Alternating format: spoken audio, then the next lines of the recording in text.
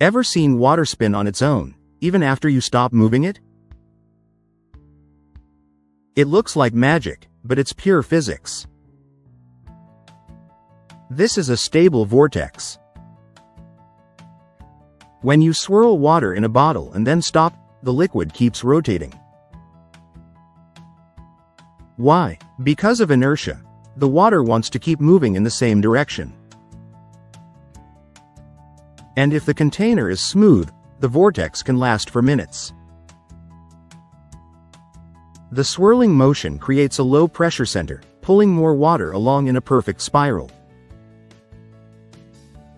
This is the same principle behind tornadoes and hurricanes, just on a smaller scale. A simple spin turns ordinary water into a mesmerizing dance of physics. Try it yourself, and watch the vortex come alive.